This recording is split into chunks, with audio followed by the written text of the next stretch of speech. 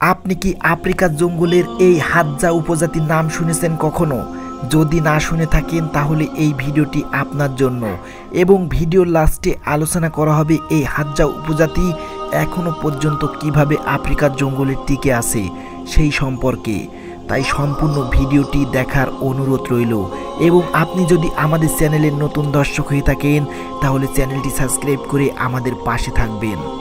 Hadza উপজাতি আফ্রিকার এক আদিম জীবনযাপনকারী জনগোষ্ঠী। হাদজা উপজাতি আফ্রিকার তানজানিয়ার এক আদিম জনগোষ্ঠী।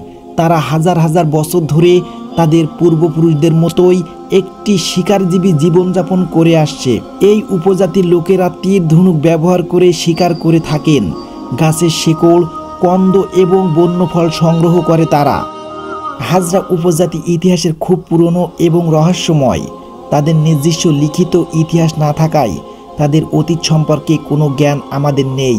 আমাদের জ্ঞান মূলত তাদের বর্তমান জীবনযাত্রা, ভাষা এবং আর্কিওলজিক্যাল প্রমাণের উপর নির্ভরশীল। হাজরারা হাজার হাজার বছর ধরে তানজানিয়ার গ্রেট রিফট ভ্যালির চারপাশে শিকার এবং সংগ্রহের উপর নির্ভর করে বসবাস করে আসছে।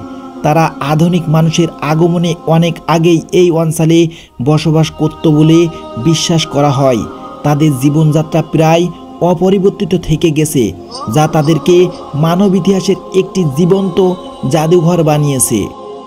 হাদজারা সম্ভবত পৃথিবীর সর্বশেষ শিকারী সংগ্রহকারী সম্প্রদায়গুলোর মধ্যে অন্যতম। তারা তীর ধনুক ব্যবহার করে শিকার করে এবং বন্যফল, বীজ, শিকড় সংগ্রহ করে। কিছু গবেষক বিশ্বাস করেন যে হাদজারা আধুনিক মানুষের অন্যতম বংশধরদের মধ্যে অন্যতম।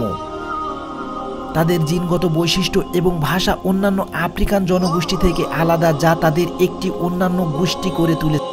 যদিও হাদজারা আদিম জীবনযাত্রা ধরে রেখেছে, তবে তারা পরিবর্তন এবং অভিযোজনের সাথেও খাপ খেয়ে নিয়েছে।